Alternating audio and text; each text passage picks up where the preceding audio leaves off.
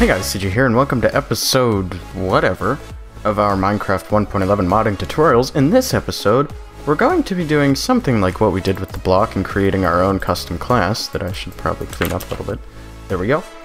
But in the item, we're going to say every time you right-click it, a counter goes up.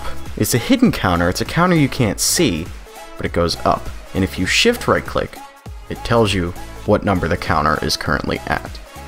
So, this is pretty easy, and using NBT allows you to achieve this. But we're going to have to do the same thing we did here and create ourselves a custom item class. This is going to be item tutorial. Want to make sure it extends item. Now, because the item has nothing in the constructor by default, you're not going to have to add one. So, we won't. Instead, we're going to tell it what to do on right-click. Now this is a nice, short method, really quick to type. So, let's begin.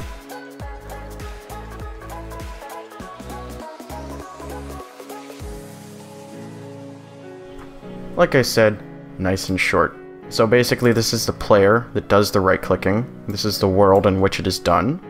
This tells you the block that they right-click on, if any, the hand they are using to do it, which direction they're facing, and where the location of the player is, for some reason, because you totally couldn't use this.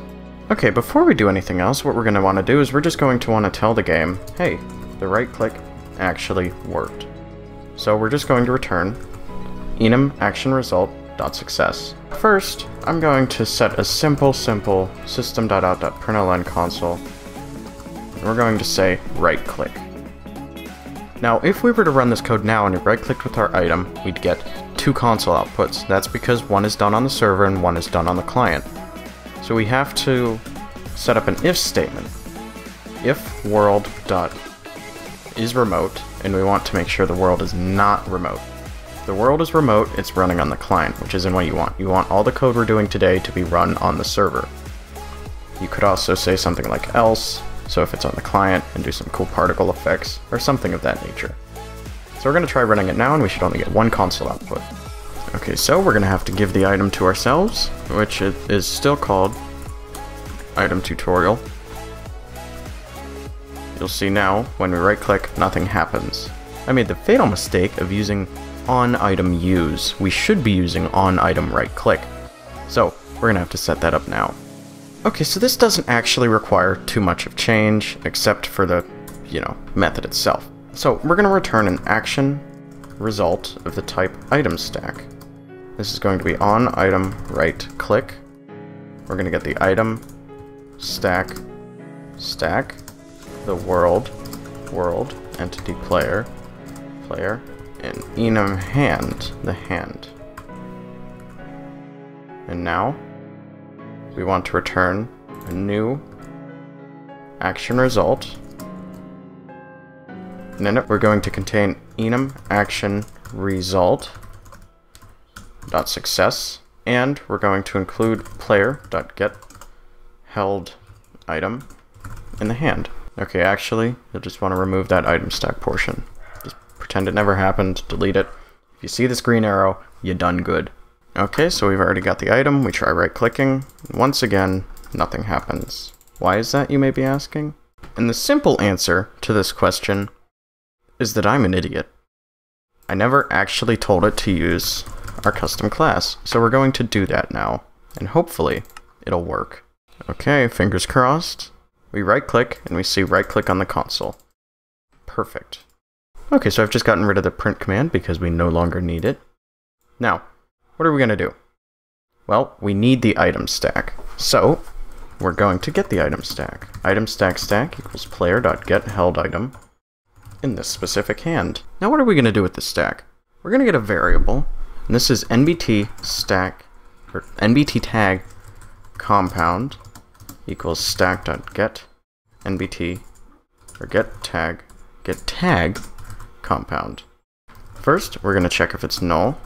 If it's null, we're just going to set NBT equal to a new NBT tag compound.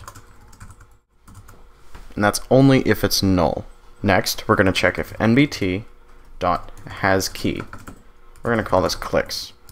If you do, NBT dot set integer clicks to NBT dot get integer clicks plus 1.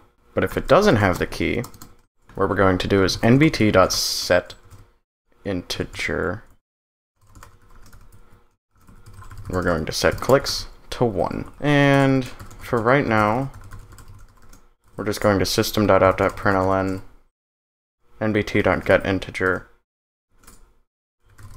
clicks and stack.set tag compound, and we're going to set this to NBT. Okay, so we look in the console, we right click, we're at 1, 2, 3, 4, 5, 6, 7, 8, 9, it keeps going up. We can leave the game, rejoin, and the data is actually saved in the world, so we're already back at 20, 26. We could even restart the game, but we're not done yet. What I want to do is I want to say if player.isSneaking. We're going to do something. Else, if they're not, we're going to do what we just set up there. What I'm actually going to do is pull these two out. I'm going to set them right there. So in here we're going to say if NBT is equal to null, we're going to call player dot send message new string text component, or new text component string. So inside of here we're going to say clicks 0. Else we're going to say player dot send message new text component string,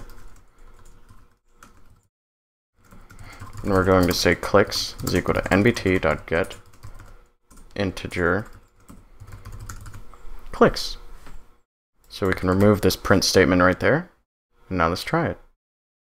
Also, I'd like to put those back where they belong. There we go. But we're going to insert an OR statement here.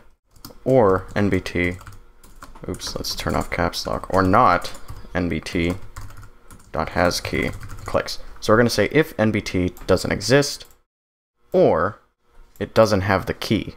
That way, we don't get any errors, because, you know, Minecraft likes to error a lot, if you haven't noticed. And there we go, we have our item tutorial.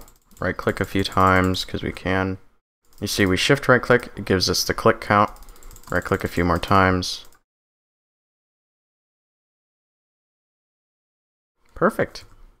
So that's the basics of NBT, at least for items. So thank you guys for watching. If you enjoyed the video, go ahead and leave a like. And if you enjoy my content, go ahead and subscribe. Thanks for watching.